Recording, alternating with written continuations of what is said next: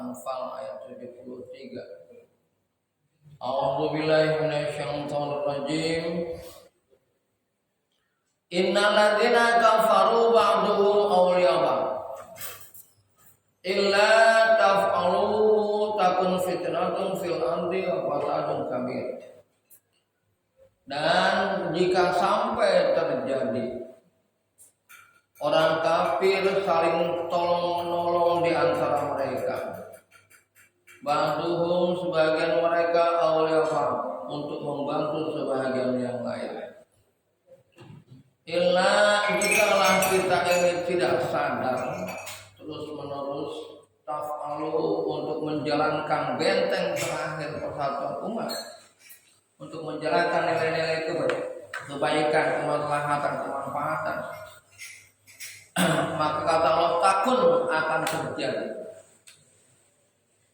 fil ardi di muka bumi ini fitnatun fil ardi, fitnah di muka bumi ini, wa fasadun kabir, dan kerusakan yang besar. Walaupun bukan ini inti permasalahan yang akan kita bahas, tapi dari sini berasal dari hal-hal yang memang terjadi. Mas Boy, ada aqua enggak, Mas?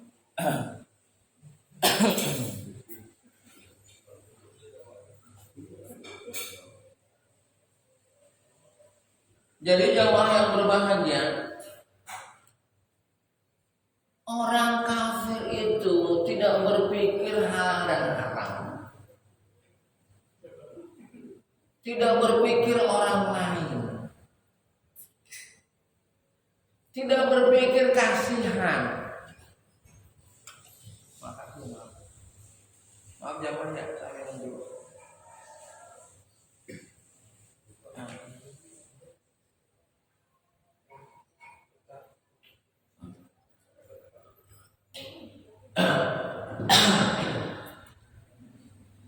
Tidak berpikir orang lain, tidak pikir kasihan, tidak berpikir bagaimana penderitaan, kesulitan, kesusahan itu tidak dipikirkan orang lain. Apalagi berpikir akhirat, berpikir keimanan kepada Allah. Bagi mereka hidup itu ya apa yang ada, pragmatisme. Apa untungnya dari yang saya buat untuk diri saya? Hedonisme, yang penting gua enak, yang penting gua untung. Materialisme, yang penting duit. Kapitalisme, yang penting kita bersama-sama punya keuntungan. Biarin yang lain. Nah ini kerjaan orang kafir. Jadi kalau Allah berfirman, yuriduna yudfi'u nurallahi bi'afahim wallahu mutimmu nurihi walau karihal kafirun, itu real. Yuriduna yudfi'u nurallah, mereka itu pasti, kata Allah, pakai li, pakai kan, pakai sungguh pasti ingin memusuhi cahaya Allah, ingin memadamkan cahaya Allah, supaya cahaya Allah tidak ada di dada kita. Kita pun tergiur dengan kenikmatan hidup di dunia.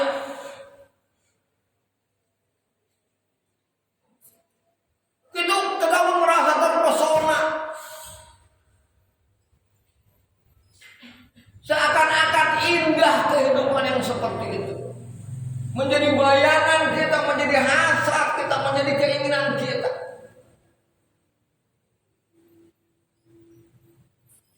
Kita tidak mengerti bahwa hidup di dunia ini hanya sekedar ujian, hanya sekedar cobaan. Yang sebenarnya hidup kita bukan di sini. Di sini mah hanya sementara. Hanya batu loncatan untuk hidup sebenarnya di sana. Perantara kita hidup di dunia. yang sebenarnya kita hidup itu di sana. Itu ingin dibuang oleh mereka. Yuriduna liyutfi'u nurullahi bi'afwahihim. Itu sampai hati-hati kita, jemaah.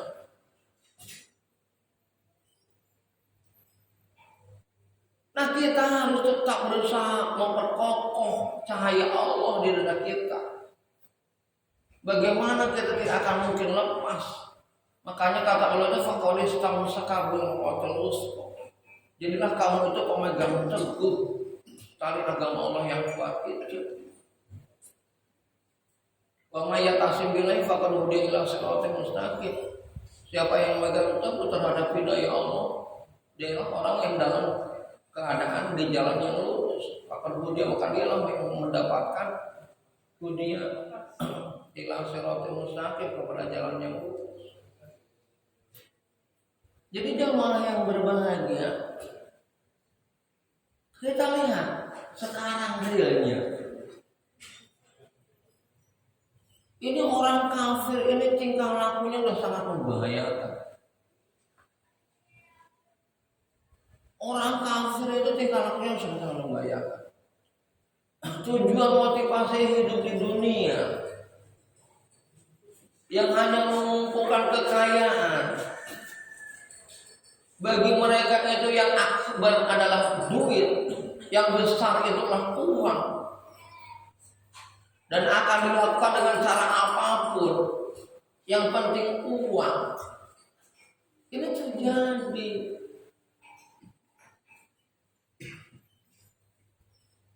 Cuma kadang-kadang kita kalau dibahas masalah-masalah ini, nah nanti ayat kemudian yang saya ingin bahas sebenarnya. Kita seakan-akan kurang percaya dengan ini semua. Pandemi kok tahunan kayak begini. Ada apa Indonesia kayak begini? Kenapa mau dipermainkan seperti ini? Kita nggak cerdas, kita nggak berpikir ke sana. Kenapa media mainstream corona terus saya dibahas? Bang, di TV ada yang lain selain corona, seakan-akan begitu. Berita corona terus kenapa? Karena untuk menutupi kebohongan supaya menjadi kebenaran. Kalau kita bahas ini kan seakan-akan saya sebagai apa? Saya belum bahas itu. Tapi kata Allah akan terjadi fitnatun fil ardi, akan menjadi fitnah di muka bumi. Apa fitnah yang terjadi? Lihat, orang yang tidak punya kapasitas dipilih. Orang yang merusak dipilih. Orang yang sebenarnya perlu dicurigai malah bahasa mudahnya yang benar disingkirkan, yang jujur tersungkur dan lain sebagainya. Jadi kita itu diliputi oleh orang-orang yang sebenarnya tidak diridhoi oleh Allah Subhanahu. Itu ada sumber fitnah. Itu namanya sumber fitnah.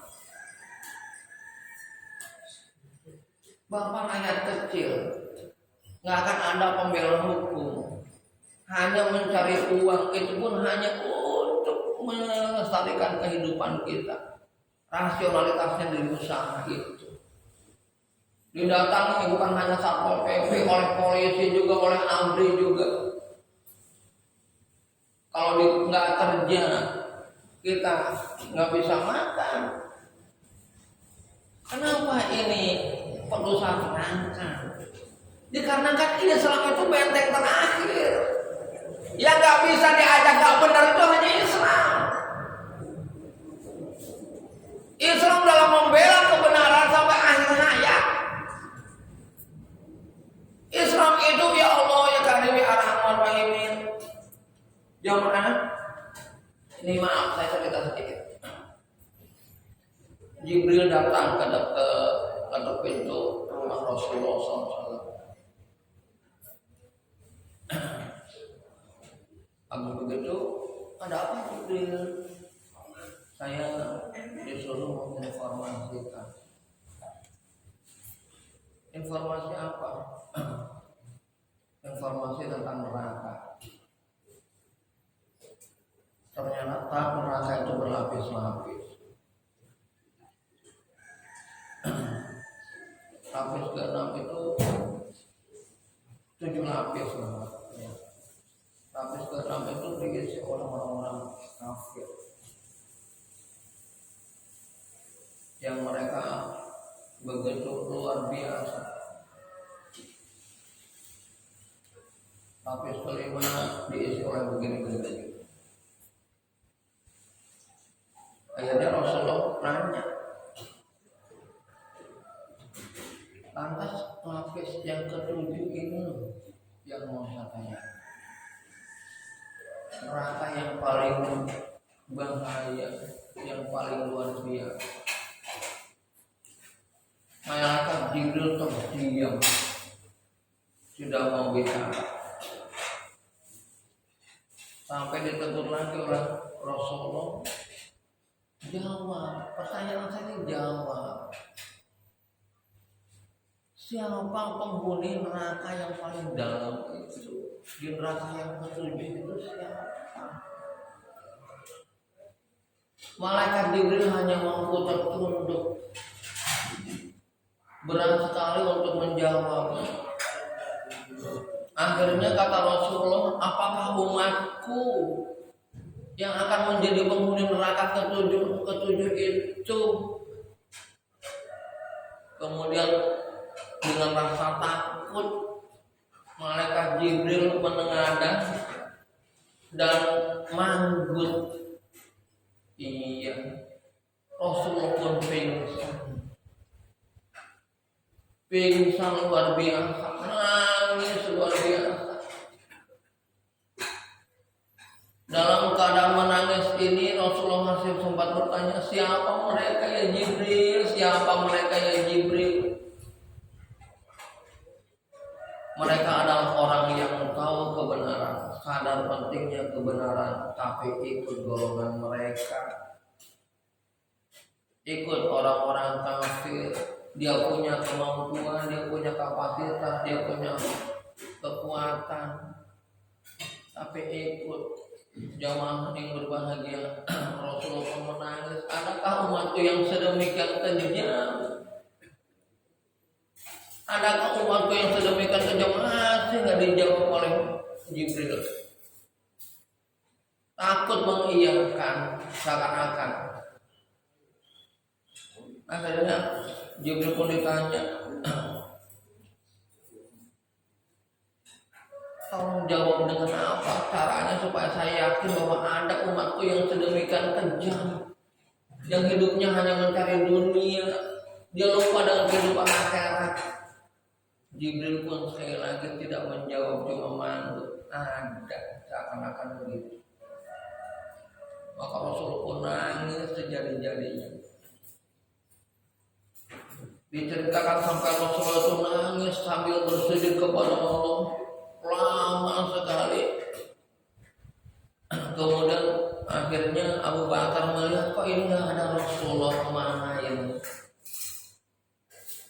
Kemana Nabi Muhammad ini, nggak ada Rasulullah? Diketuknya, Assalamualaikum. Sampai 3 kali diketuk itu tidak ada jawaban. Kemudian Abu Bakar pun nangis. Nangis Abu Bakar, ditanya oleh Umar, hai Abu Bakar, kenapa kau nangis sedemikian rupa? Aku datang ke rumah Rasulullah hanya mendengar suara tangisan dan pintu tidak dibuka. Akhirnya Umar pun bergegas datang kepada Rasulullah, datang ke rumahnya dan mengetuk pintu. Terjadi hal yang sama, tidak dibukakan oleh Rasulullah SAW. Kemudian mereka pun pulang berdua. Ketemulah dengan Abdurrahman bin Auf. Kata Abdurrahman bin Auf, wahai kekasih Allah, ini kenapa kalian pada menangis semuanya? Ceritakan kepada aku apa yang terjadi, kalian pada nangis seperti ini. Kata Umar dan Abu Bakar, aku datang ke Rasulullah, mengetuk pintu hanya terdengar suara tangisan. Maka Abdurrahman bin Auf pun menceritakan hal ini kepada putrinya Fatimah. Ya Fatimah, sahabat-sahabatku melihat kejadian yang tidak nyaman. Rasulullah tidak mau membukakan pintu. Entah apa yang terjadi. Akhirnya dibukakan pintu ketika diketuk oleh Siti Fatimah, karena Siti Fatimah adalah anak yang merupakan kekasih Rasulullah SAW. Akhirnya dibukakan pintu oleh Rasulullah. Kemudian ditanya, ayahanda ada apa itu? Kok engkau sampai kurus kering kayak begini, matamu terlihat begitu gemuk, begitu apa? Ada apa ini ya Rasulullah? Akhirnya Fatimah pun dipeluk oleh Rasulullah SAW. Ya Fatimah anakku, bagaimana aku tidak sedih, ada umatku yang berani banget mendukung kezaliman, mendukung kekafiran. Mereka lupa bahwa hidup mereka adalah sebenarnya untuk mencari kebahagiaan akhirat. Itu ada ya Fatimah. Bagaimana aku tidak bersedih, ada mereka adalah umatku. Sampai 3 kali disebut diulang-ulang Rasulullah, mereka adalah umatku. Mereka adalah umatku. Di sini aku bersedih. Bagaimana caranya mengurangi jumlah mereka? Bagaimana agar Allah menutup harapan, hasrat, keinginan, kecenderungan dunia yang terlalu seperti ini terhadap umatku. Kalau umat yang lain mungkin tidak punya Al-Quran, tidak menghujam kepada hatinya, bahayanya neraka tidak diinformasikan. Hidup bekal selama-lamanya di sana tidak diinformasikan. Tapi ini mereka tahu sendiri bahwa hidup ini hanya sebentar dan akan hidup selama-lamanya di sana. Tapi mereka mendukung kezaliman. Itulah jamaah yang berbahagia, begitu cintanya Rasulullah kepada umatnya. Begitu luar biasa Rasulullah kepada umatnya. Takut umatnya tidak bisa menjadi benteng terakhir. Mayat bergelimpangan, istilahkan mayat didiamkan gara-gara ini isu corona. Mayat ditinggal begitu saja, tidak ada yang berani mendekati, termasuk istrinya, termasuk anak-anaknya. Meninggalnya di rumah karena dianggap COVID isoman. Karena ditakuti sedemikian rupa, akhirnya pun takut bergejala. Lupa.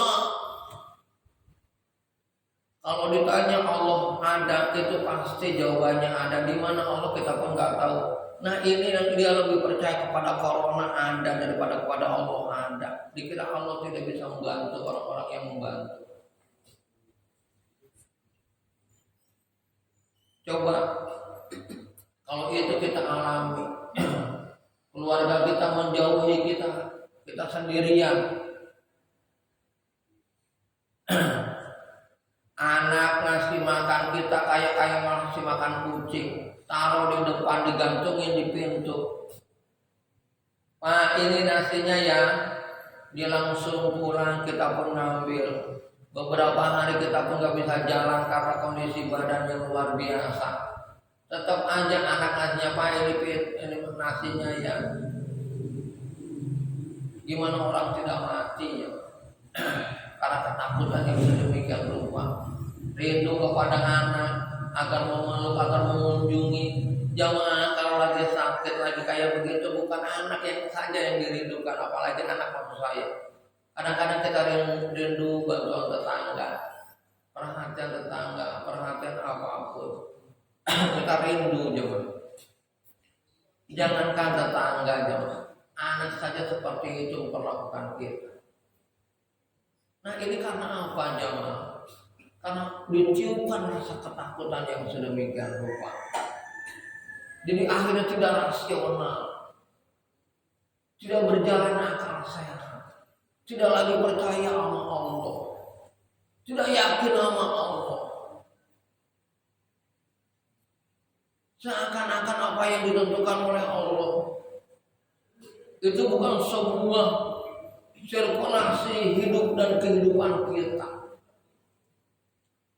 Ayo sholat berjarak. Protokol kesehatan silakan, tapi protokol sholat nggak boleh ditinggalkan. Kita lebih yakin kepada Allah bahwa ketentuan Allah pasti benar dan lain sebagainya. Malah iman yang harus dipertinggi. Sholat berjarak, bagian selfie, bagian ngobrol tidak berjarak. Saya banyak banget foto-foto yang pendukung prokes, ternyata sebenarnya ketika mereka ada acara nggak ada jarak. Mereka ngobrol banyak ini foto-foto yang seperti itu, ya, dan lain sebagainya. Oleh sebab itu jamaah yang berbahagia sekali lagi, jangan terjadi fitnah. Fasadun kabir dan akan kerusakan yang terbesar, akan terjadi kerusakan besar. Ini kita khawatir jamaah. Umat Islam yang dipukulin umat Islam lagi.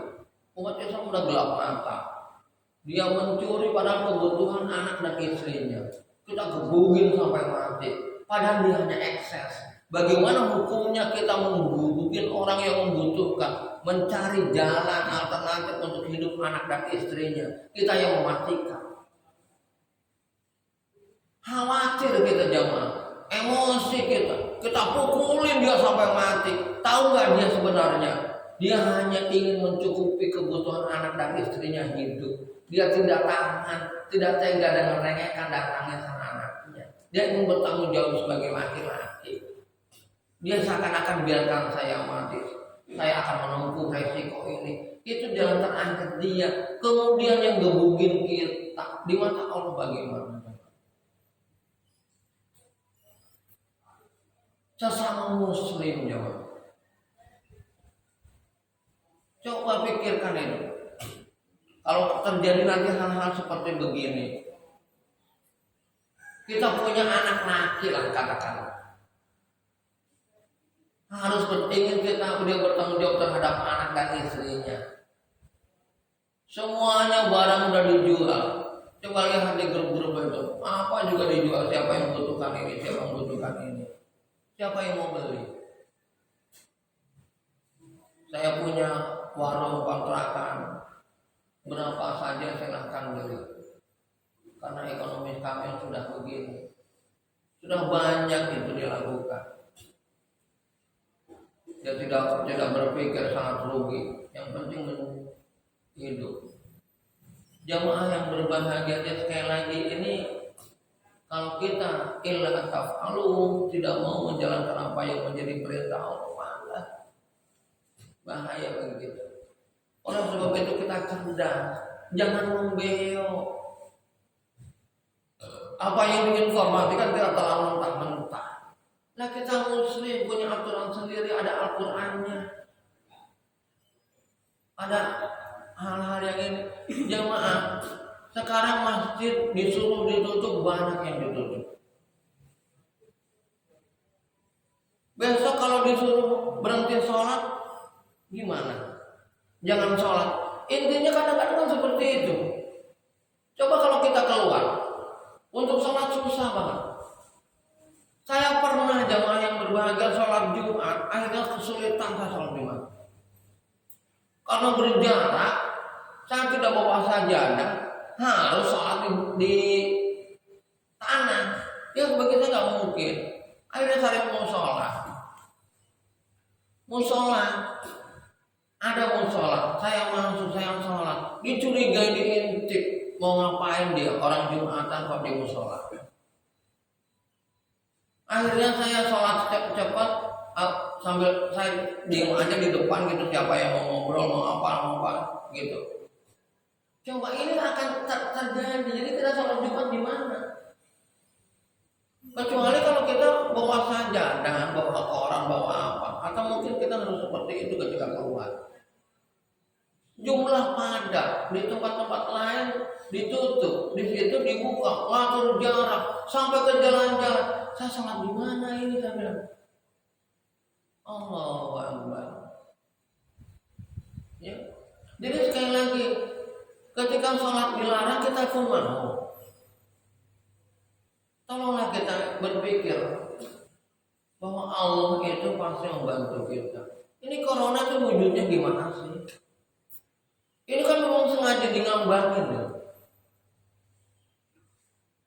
Kalau wujud corona nggak ada, istilah kata nggak jelas, Allah lah yang lebih jelas. Kenapa kita nggak percaya kepada Allah dulu? Kalau kita percaya kepada Allah ada jawabannya. Wa anzala yang lam tarawha junudan lam tarawha anzala junudan lam tarawha. Jika Allah sudah menurunkan junudan lam tarawha, pasukan yang tidak terlihat, ada itu apa? Sakinatan lil mu'minin, untuk menangkap orang mukmin, wa adzabalil kafir, memang untuk mengadab orang kafir. Pasti akan diarahkan ke sana oleh Allah. Jadi bagi orang mukmin ada apapun tenang. Makanya kata Allah itu ala bi dzikrillah. Ingatlah dengan zikir kepada Allah, tatma'innul qulub. Hati kamu akan menjadi tenang. Ingat sama Allah, hati kita tenang. Lah ini hatinya nggak tenang terus. Kenapa? Karena rumah Allah juga ditutup sama dia. Jangankan ingat kepada Allah. Makanya saya sampai kapanpun Masjid Al-Barkah ini jangan ada pintu. Tujuannya apa? Kapanpun orang mau dekat dengan Allah, terbuka 24 jam. Jam 12 ingin mendekatkan diri kepada Allah, ingin nangis di masjid ini, silahkan. Kalau kurang nyaman di bawah, ada di atas. Saya ingin seperti itu. Ya, kapanpun. Bahkan saya ingin dapur itu nggak usah dikunci. Kapanpun, jam berapapun kita lapar, ada Indomie, ya masak Indomie di situ. Ada apa, masak apa di situ. Ya, lapar nih. Ya, dan sebagainya. Masjid menjadi tempat solusi. Ya, jangan sampai jamaah yang berbahagia umat Islam sudah tidak saling menolong satu dengan yang lain. Akhirnya kita baku hantam di antara kita. Jangan sampai jamaah. Ya, mari perketat persatuan kita, ukhuwah Islamiyah kita. Ada apa tetangga kita informasikan. Kalau kita nggak bisa membantu secara individual, nanti melalui masjid. Ya, jadi mungkin akhirnya ya kita mungkin akan nanti kita akan lihat terus. Ya, akan lihat terus, akan kita pantau terus ini pergerakan umat, jangan sampai ada yang kelaparan. Lebih baik di masjid ada apa dilihat. Ya. Nanti mudah-mudahan ada lagi peduli corona. Nanti kalau memang sudah selesai, kita akan buka lagi peduli corona. Ya. Jadi mereka jangan sampai tidak makan. Nah, yang ingin saya sampaikan sedikit jamaah yang berbahagia adalah pengikut-pengikutnya ini yang tadi diceritakan oleh Rasulullah. Karena dinasihatnya udah nggak bisa. Wa idza qila lahum la tufsidu fil ardh. Mereka ngomongnya qalu inna wa nahnu muslimun. Ala innahum mufsiduna walakin la yashurun. Kalau dikasih tahu jangan ngikutin kayak begitu. Jangan mengikuti kayak begitu, itu akan merusak umat, akan merusak tatanan kehidupan. Kata enggak, itu kan alasannya banyak. Kita mana muslim. Untuk kebaikan kita, untuk kemaslahatan kita, untuk kemanfaatan kita, untuk kebaikan kita. Kata begitu. Kata Allah, tidak. Ala innahum muslim. Mereka itu yang membuat kerusakan. Cuma mereka nggak sadar. Dalam arti mereka itu menopang, mendukung kerusakan. Makanya ini ayat bicara jangan terus berbicara banyak kumpulan masyarakat. Nah, kita jangan ikut seperti itu. Jadilah orang yang solusi dalam kehidupan, alternatif dalam kehidupan, jalan keluar. Tawakal sama Allah. Mati jamaah kita dalam membela agama Allah, dalam membela saudara kita, dalam membela orang tua kita. Enak jamaah surga. Kurang yakin apa? Ada pembelaan kepada 5 pembelaan yang pasti masuk surga. Pertama, hifzuddin, membela agama. Hifzun nafs, membela diri kita. Hifzul mal, membela harta kita. Hifzul ahli, membela keluarga kita. Itu satu lagi kurang saya lupa. Membela keluarga itu adalah jaminan surga. Bela agama, harta aja kita bela jamaah, itu masuk surga. Tapi harta yang halal. Jadi kalau kata Allah sudah menjadi ketentuan, orang-orang seperti ini akan menjadi luar biasa. Dalam artian menjadi kekasih Allah, kenapa Allah? Jadi kalau ada orang tua kita harus isoman, pertinggi ketaatan kita kepada Allah, yakinkan diri kita kepada Allah. Ya Allah, minta kepada Allah, nangis kepada Allah supaya antibodi kita tinggi. Kemudian dekati orang tua. Pengalaman saja mas, saya mohon maaf ya, orang tua udah mau masih nggak diceritakan kepada saya. Akhirnya terpaksa karena orang tua udah kayak begitu. Akhirnya saya bilang ke istri saya, pergi sama orang tua kamu, diurus sama istri. Alhamdulillah semuanya baik. Coba kalau nggak diurus, kacau semua itu, 4-4-nya bisa mati. Allah, siapa yang mengurus? Jadi saya nagih jamaah yang berbagai ini, mohon maaf ini saya ceritakan, saya bukannya ini jamaah, saya bukannya ini, kita harus ngerti lah. Ya, hidup ini hanya sementara jamaah, mati dalam perjuangan agama nikmat. Ya. Demikian mudah-mudahan Allah memberi hidayah sampai kepada kita semuanya, menjadikan jalan kita taat kepadanya. Amin ya Allah ya Rabbal alamin. Billahi taufiq hidayah wal inayah wal afu minkum. Al-Fatihah.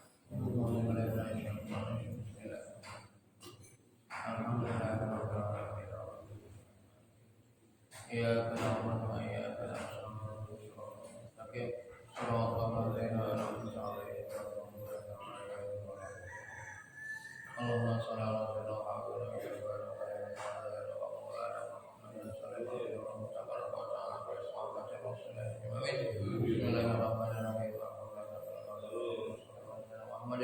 Allahumma alaikum wa rahmatullahi ya Allah ya karim ya arhamar rahimin bi rahmatika ya arhamar rahimin wa Assalamualaikum warahmatullahi